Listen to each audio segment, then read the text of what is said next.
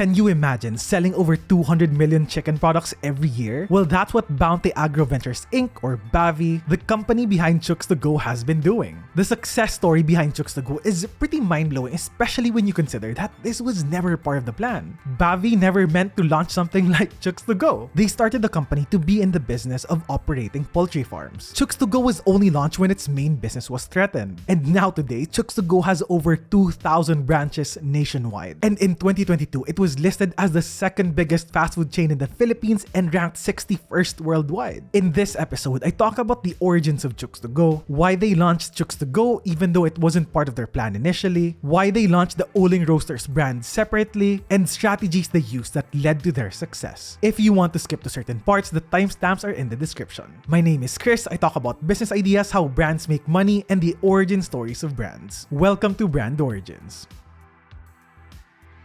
So in the 1980s, there's this guy. His name is Tennyson Chen. Chen started his own poultry business with around 5,000 chickens in Santa Maria, Bulacan. So initially, they really were just into the whole layer farm business. The idea of Chooks To Go hasn't even entered their minds yet. As the business grew bigger, Tennyson Chen founded Bounty Agro Ventures Inc. or BAVI for short. So this was around 1997. And little by little, they started to become some sort of like a family business. Initially, what the company essentially did was that they were suppliers of whole dressed chickens and chicken parts. And they were selling these under the brand Bounty Fresh. You're probably familiar with Bounty Fresh. When you're doing grocery shopping in SM, you'll see a lot of these Bounty Fresh brand of chicken parts. Now, little by little, the business started to do well. Seeing the potential of how much bigger they can grow the company into, Chen brought in a key person, one who played a big role in the success of Chooks To Go. So he brought in this guy, Ronald Mascarinas. That time, he was the president of Smokies. If you're not familiar with Smokies, back in college, I remember Smokies being in our canteen in school. They sold these hot dog sandwiches topped with chopped onions, bacon, cheese, mushrooms. They were pretty good. I actually enjoyed Smokies. But I thought that Smokies was just a small business. But upon doing research, that's when I discovered that Smokies was under San Miguel Pure Foods. So apparently, since Pure Foods was in the business of selling their tender, juicy hot dogs in supermarkets, they launched Smokies to open up another way of selling their hot dogs. Their goal was to reach customers directly. So you can buy frozen, tender, juicy hot dogs in the supermarket and you can buy the ready-to-eat version from Smokies. And their big goal for Smokies was to turn it into a fast food chain open for franchising. Now with this alone, you can already see the similarities of what Pure Foods was trying to do with Smokies and with what BAVI is doing with Chooks To Go. Now Mascarinas was in charge of this during that time, and so Tennyson Chen brought him in. And once he was in BAVI, Mascarinas gathered his most trusted colleagues and created some type of like super team. Friends he knew who excelled in their previous roles. And when this super team, BAVI's growth went through the roof. From being a semi-big poultry company, BAVI started gaining ground nationwide. Now what they basically did was that they started working with third-party investors, and this allowed them to open more poultry farms, eventually turning it into some type of network, covering operating poultry farms, processing, delivery operations. And so from being just an operator, BAVI started morphing into this self-sustaining money-making machine. And if things stayed just the way they were, they could have just repeated this process, and the money never would have stopped coming in. But then of course, that's never really how it plays out, does it? Things changed in 1990 when the ASEAN Free Trade Agreement was rolled out. This meant that it would be easier for companies in other Southeast Asian countries to expand their businesses within the ASEAN, which includes the Philippines. What this meant for BAVI was that their main market was now under threat. This meant that they would no longer only be competing with the local players. They would now also be competing with foreign companies. And there were specific competitors based in Thailand that they considered a big threat, mainly because they were a lot bigger than BAVI, which meant that they could enter the Philippines and offer the same products at a lower price. And that would pretty much end the dominance of BAVI. The article even mentioned something about brand loyalty, but let's get real here, guys. When it comes to commodities, there really is no such thing as brand loyalty. People's loyalty will be to the price. And so if the Thailand-based competitor came in, it would completely ruin everything they've built. And so they had to come up with something different. I mean, it's not like they could stop the ASEAN Free Trade Agreement from happening, so this forced them to find a way to defend their market share. And so they figured, okay, so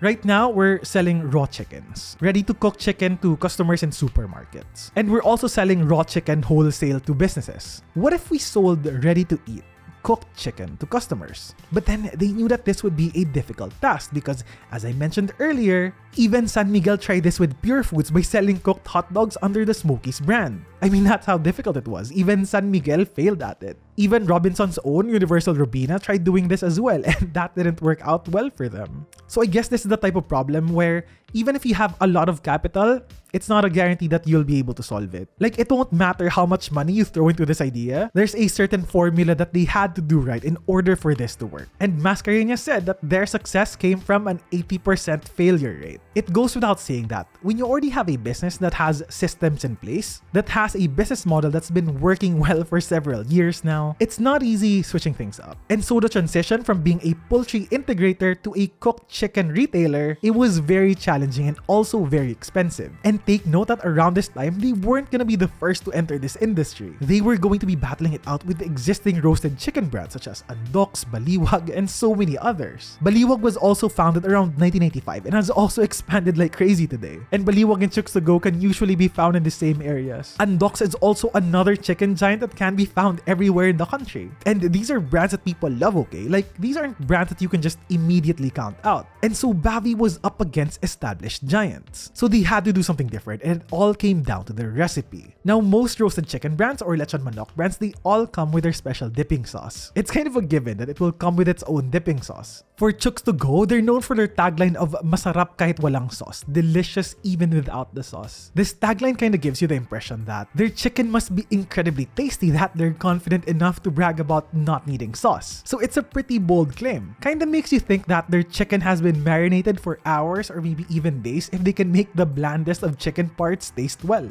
But what's funny is that this whole tastes good even without the sauce thing, they didn't come up with this on purpose. Apparently, during the marinating process, one of their employees skipped one particular step. And surprisingly, instead of ruining the whole batch, it made the chicken much more tastier, juicier, and just overall much more delicious. To the point that it no longer needs sauce just to compete with Baliwag and Andox. And the best part, this allowed Chooks To Go to stand out from everyone else. Mascarinas proudly said that if customers come here asking for sauce, then they're not our customers. Let them buy from other sellers. And the whole brand positioning of "Masarap kahit walang sauce," it definitely helped them overtake existing competitors. And have you ever wondered why they decided to go for the name Chooks To Go? Well, it's pretty simple actually. Apparently, Chooks is kind of the casual term for chicken in Australia, and well, the to go part simply refers to the takeout only format of Chooks To Go. According to Mascarinas, it wasn't until they opened branch number 100 of Chooks To Go, and it wasn't until all these 100 branches started becoming ultra successful and profitable when they felt confident that,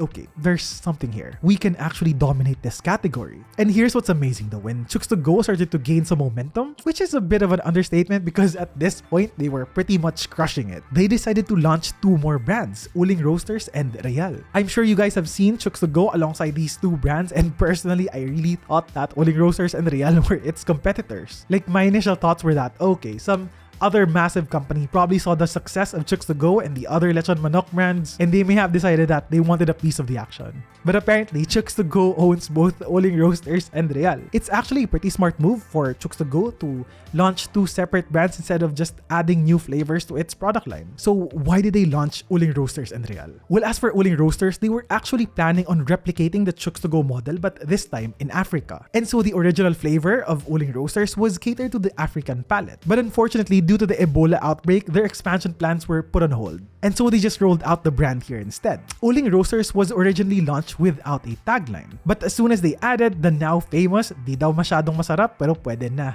tagline, it went viral on social media. And people actually loved the cheeky and honest brand statement. Aside from the noticeable different recipe, unlike other roasted chickens which are oven roasted, what makes Uling Roasters different is that it is charcoal roasted chicken.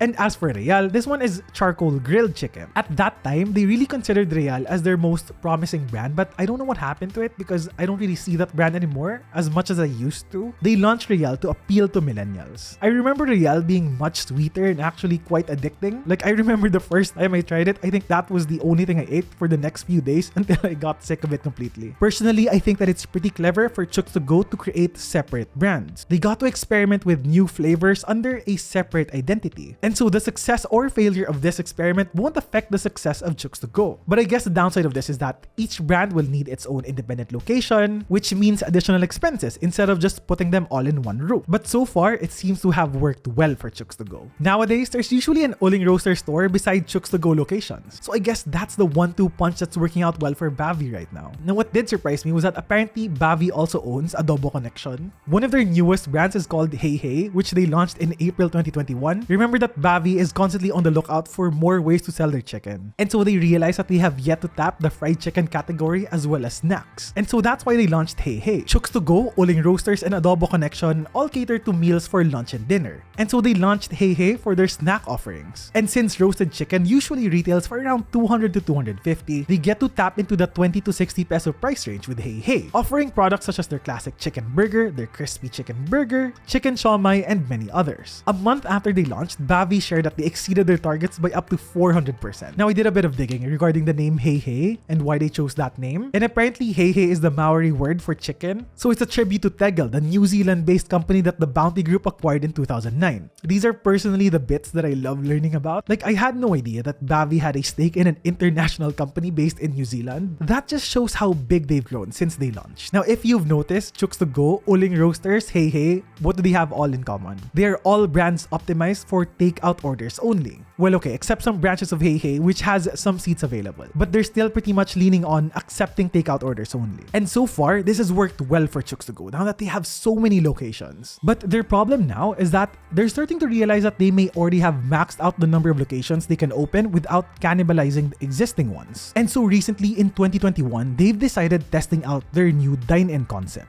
called Chooks. It's basically Chooks to Go, but this time in an actual restaurant setting where you can dine in. BAVI has partnered up with Robinsons, and so I'm guessing you'll be seeing the first branches of Chooks in Robinsons malls. I've checked their menu and they have chicken and rice meals available. I already have a feeling that they're gonna be going head-to-head with Jollibee Foods Corp's Mang Inasal. It'll be interesting how this will all play out, considering that BAVI probably won't enter into an industry if they know that they are not gonna win. And of course, Jollibee-backed Mang Inasal wouldn't back down easily. Now, one other reason why Chooks to Go is so successful is their marketing. These guys do not hold back when it comes to signing big name endorsers. Endorsers such as Vic Soto, who honestly, love him or hate him, his influence is pretty impactful. Especially when you consider that he's known to not just readily endorse any brand that can afford to pay him. Like, I read that he actually needs to believe in the product first. And so him choosing to endorse Chooks to Go is pretty big for the brand. Chooks to Go has also worked with former Manila Mayor and presidential candidate Isko Moreno, and most importantly, boxing legend Manny Pacquiao.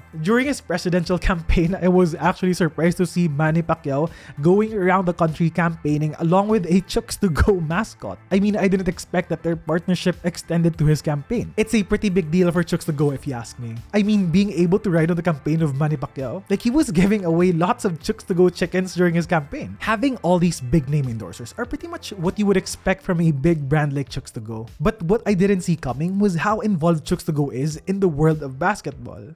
So in 2022, Chooks to Go became the FIBA 3-on-3 World Tour global partner. I really thought that this was just a local league being sponsored by Chooks to Go, but apparently it's quite legit. Like, this is a global thing. This partnership gives Chooks to Go the right to conduct all FIBA sanctioned 3-on-3 tournaments. When I first heard of this, honestly, it felt kind of weird hearing about a roasted chicken brand being so involved in sports. But then again, when you consider that basketball is kind of the go-to sport of Filipinos, associating your brand with something that your market loves, it completely makes sense now. Just thinking out loud, roasted chicken is perfect for Filipinos. Roasted chicken is relatively cheap. For around 200 to 250, you can feed your whole family. Since it's ready for takeout, you can get it quickly, especially if you're on your way home from work. Is it the healthiest? I wouldn't say that it is extremely healthy, considering that I have no idea what they put in their marinade, but it is definitely much healthier than fast food. And so usually, roasted chicken is the go-to dinner that parents bring home to their families when they're too tired to cook. And for a lot of Filipinos who are mostly overworked and underpaid, it's a godsend that such a product is available. And that's why I'm happy to know that Chooks to Go is doing really well. I love stories about brands that actually make people's lives better, and Chooks to Go definitely fits this narrative perfectly. And so that's about it. Now you know about the brand origins of Chooks to Go. If you made it this far, I'd love it if you can like this video, leave a comment, and share it with your friends. I think you're also gonna love my podcast. Just search for Brand Origins on any podcast app. If you want to say hi, message me on Instagram. If you want to sponsor an episode, visit my website at chrisgarin.com. I'll catch you on the next one.